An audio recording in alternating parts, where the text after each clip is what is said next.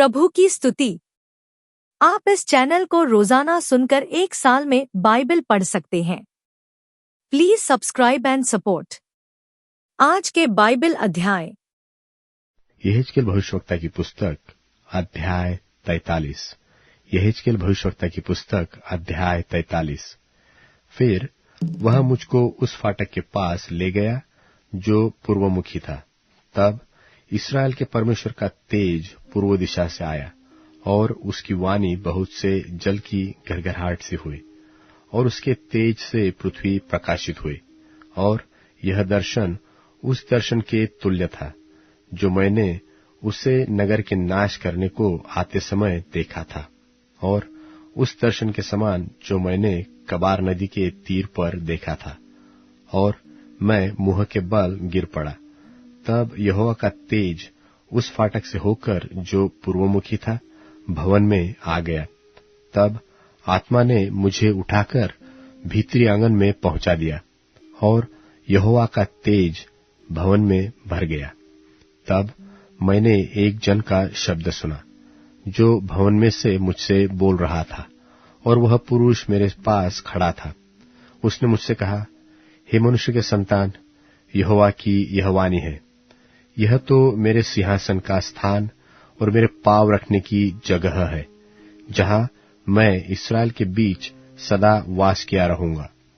और न तो इस्राएल का घराना और न उसके राजा अपने व्यभिचार से व अपने ऊंचे स्थानों में अपने राजाओं की लोथों के द्वारा मेरा पवित्र नाम फिर अशुद्ध ठहराएंगे।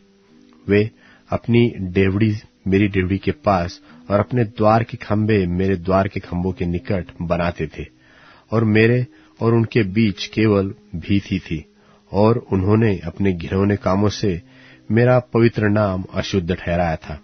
इसलिए मैंने कोप करके उन्हें नाश किया। अब वे अपना व्यभिचार और अपने राजाओं के लोथे मेरे सन्मुख से दूर कर दे, तब मैंने उनके बीच सदा वास किया रहूंगा। हे मनुष्य के संतान, तू इस्राएल के घराने को इस भवन का नमूना दिखा कि वे अपने अधर्म के कामों से लज्जित होकर उस नमूने को मापे, और यदि वे अपने सारे कामों से लज्जित हो तो उन्हें इस भवन का आकार और स्वरूप और इसके बाहर भीतर आने जाने के मार्ग और इसके सब आकार और विधियां और नियम बतलाना और उनके सामने लिखना, जिससे वे इसका सब आकार और इसकी सब विधियां स्मरण करके उनके अनुसार करें। भवन का नियम यह है कि पहाड़ की चोटी के चारों ओर का संपूर्ण भाग परम पवित्र है। देख, भवन का नियम यही है, और ऐसे हाथ के माप से जो साधारण हाथ से चौवा भर अधिक हो। वेदी की माप यह है, अर्थात उसका आधार 1 हाथ का और उसकी चौड़ाई 1 हाथ की, और उसके चारों ओर की छोर पर की पटरी 1 चौबे की।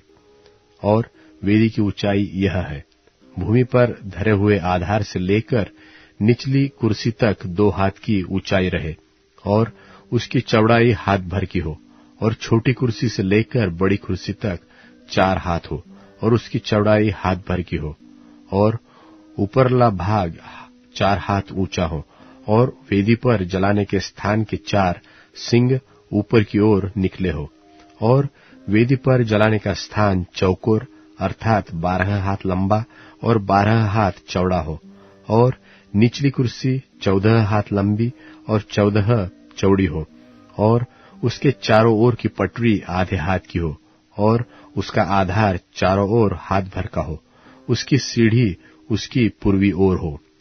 फिर उसने मुझसे कहा, हे मनुष्य के संतान, परमेश्वर यहोवा यो कहता है, जिस दिन होम बलि चढ़ाने और लोहू छिड़कने के लिए वेदी बनाई जाए, उस दिन की विधियां ये ठहरे, अर्थात लेवीय याजक लोग जो सादोक की संतान है और मेरी सेवा टहल करने को मेरे समीप रहते हैं, उन्हें तू पाप बलि के लिए एक बछड़ा देना।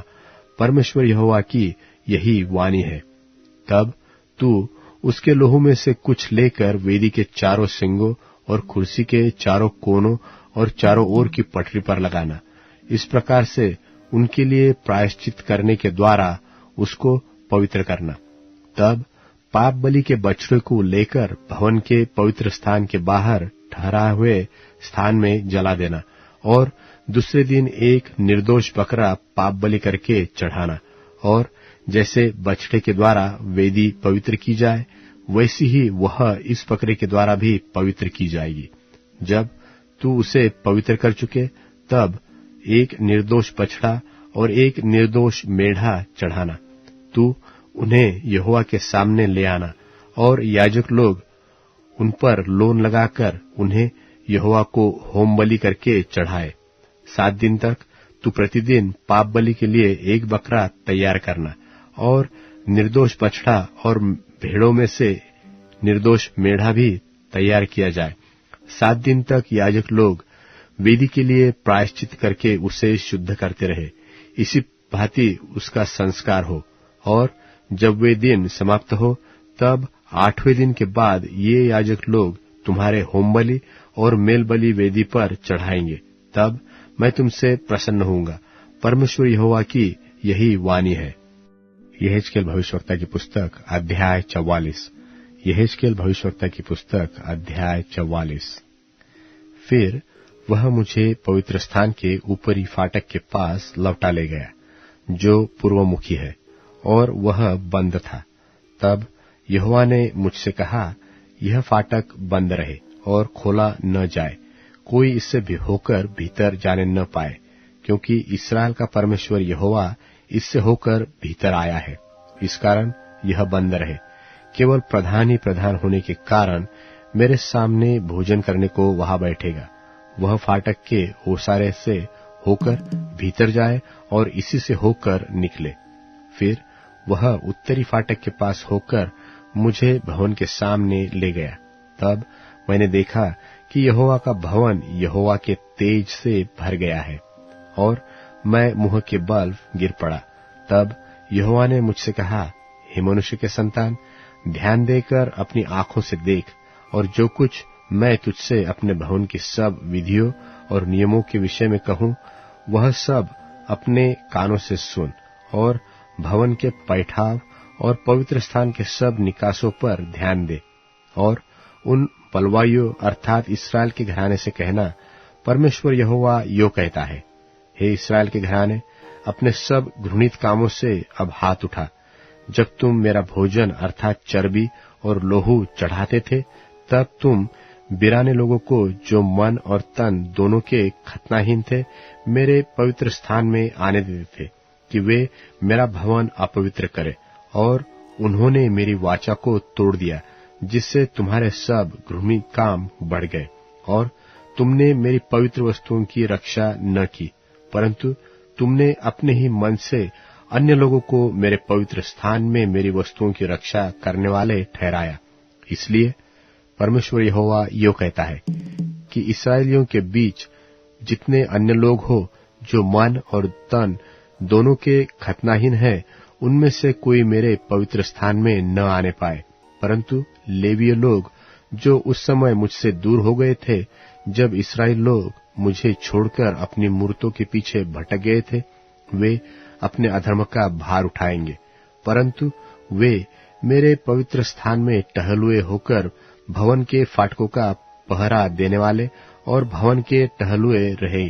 वे होम बलि और मेल बलि के पशु लोगों के लिए वध करे, और उनकी सेवा टहल करने को उनके सामने खड़े हुआ करे, क्योंकि इस्राएल के घराने की सेवा टहल वे उनकी मूर्तों के सामने करते थे, और उनके ठोकर खाने और अधर्म में फंसने का कारण हो गए थे। इस कारण मैंने उनके विषय में शपथ खाई है कि वे अपने अधर्म का भार उठाए।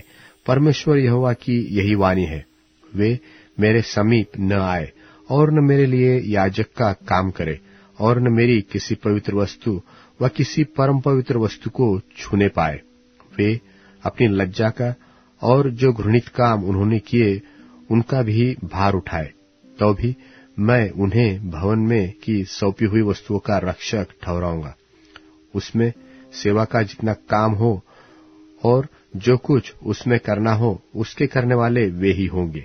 फिर लेवीय याजक, जो सदोक की संतान है और जिन्होंने उस समय मेरे पवित्र स्थान की रक्षा की, जब इस्राएली मेरे पास से भटक गए थे, वे मेरी सेवा टहल करने को मेरे समीप आया करे और मुझे चर्बी और लोहू चढ़ाने को मेरे सन्मुख खड़े हुआ करे।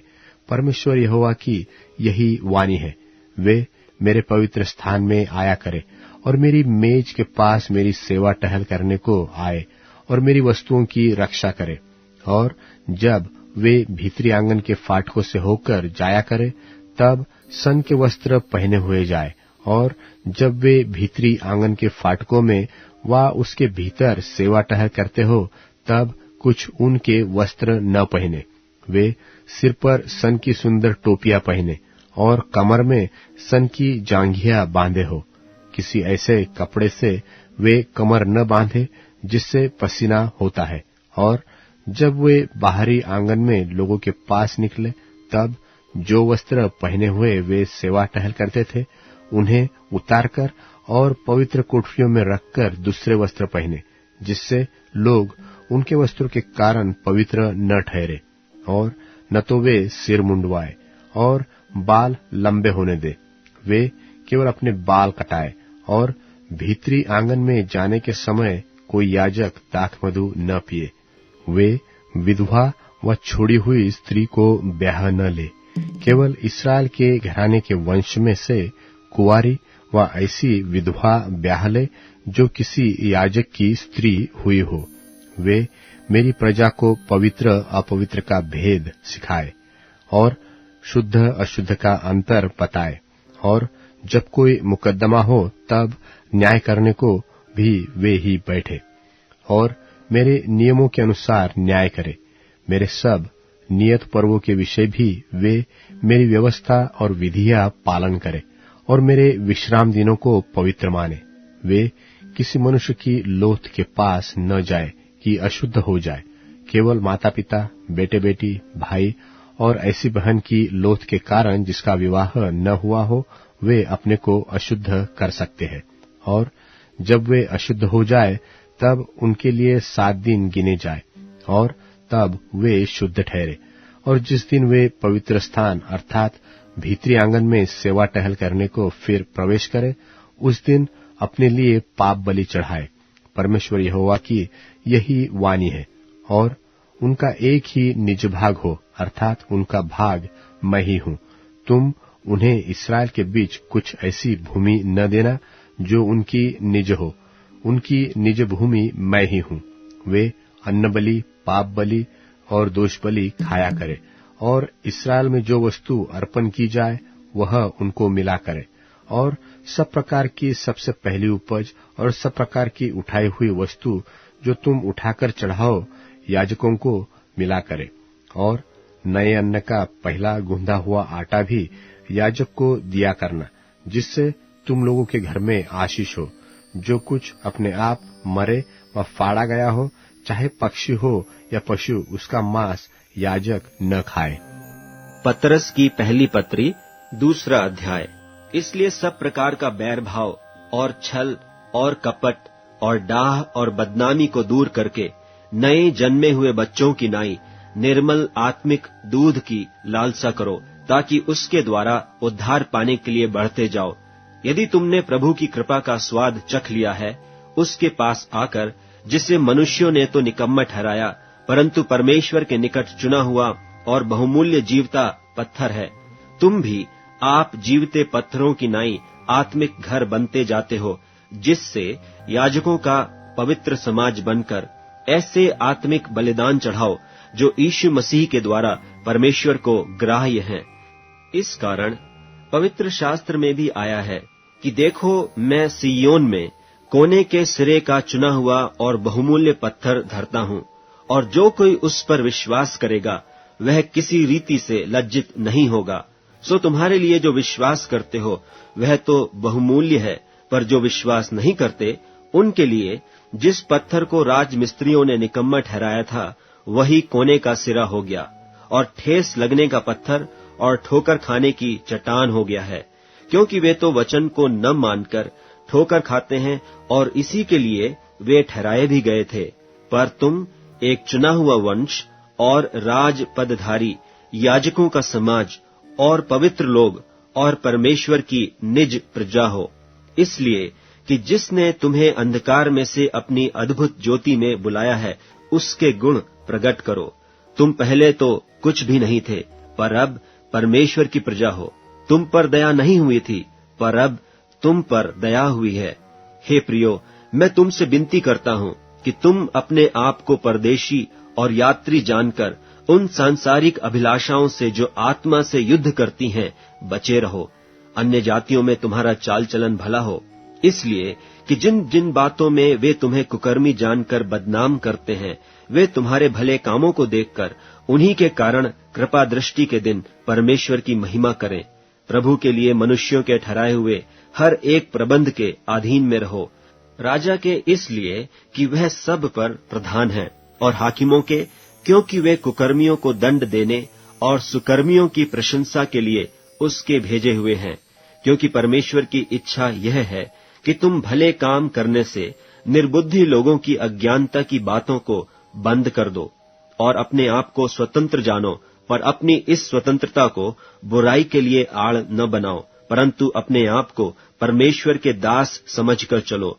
सबका आदर करो, भाइयों से प्रेम रखो, परमेश्वर से डरो, राजा का सम्मान करो। हे सेवको, हर प्रकार के भय के साथ अपने स्वामियों के अधीन रहो, न केवल भलों और नम्रों के, पर कुटिलों के भी। क्योंकि यदि कोई परमेश्वर का विचार करके अन्याय से दुख उठाता हुआ क्लेश सहता है, तो यह सुहावना है। क्योंकि यदि तुमने अपराध करके घूसे खाए और धीरज धरा, तो इसमें क्या बड़ाई की बात है। पर यदि भला काम करके दुख उठाते हो और धीरज धरते हो, तो यह परमेश्वर को भाता है, और तुम इसी के लिए बुलाए भी गए हो। क्योंकि मसीह भी तुम्हारे लिए दुख उठाकर तुम्हें एक आदर्श दे गया है कि तुम भी उसके चिन्ह पर चलो। न तो उसने पाप किया और न उसके मुंह से छल की कोई बात निकली। वह गाली सुनकर गाली नहीं देता था और दुख उठाकर किसी को भी धमकी नहीं देता था, पर अपने आप को सच्चे न्यायी के हाथ में सौंपता था। वह आप ही हमारे पापों को अपनी देह पर लिए हुए क्रूस पर चढ़ गया, जिससे हम पापों के लिए मर करके धार्मिकता के लिए जीवन बिताएं। उसी के मार खाने से तुम चंगे हुए, क्योंकि तुम पहले भटकी हुई भेड़ों की नाई थे, पर अब अपने प्राणों के रखवाले और अध्यक्ष के पास फिर आ गए हो। भजन संहिता अध्याय 144। भजन संहिता अध्याय 144। धन्य है यहोवा जो मेरी चट्टान है, वह मेरे हाथों को लड़ने और युद्ध करने के लिए तैयार करता है। वह मेरे लिए करुणा निधान और गढ़, ऊंचा स्थान और छुड़ाने वाला, वह मेरी ढाल और शरण स्थान है, जो मेरी प्रजा को मेरे वश में कर देता है। हे यहोवा, मनुष्य क्या है कि तू उसकी सुधि लेता? आदमी क्या है कि तू उसकी कुछ चिंता करता? मनुष्य तो सास के समान है, उसके दिन ढलती हुई छाया के समान है। हे यहोवा, अपने स्वर्ग को नीचे करके उतरा, पहाड़ों को छू, तब उनसे धुआं उठेगा।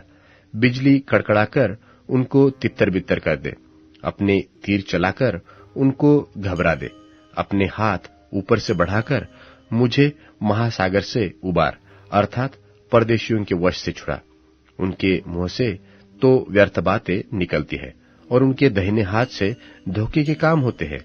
हे परमेश्वर, मैं तेरी स्तुति का नया गीत गाऊंगा। मैं 10 तार वाली सारंगी बजाकर तेरा भजन गाऊंगा। तू राजाओं का उद्धार करता है और अपने दास दाऊद को तलवार की मार से बचाता है। तू मुझको उबार और परदेशियों के वश से छुड़ा ले, जिनके मुंह से व्यर्थ बातें निकलती है और जिनका दाहिना हाथ झूठ का दाहिना हाथ है।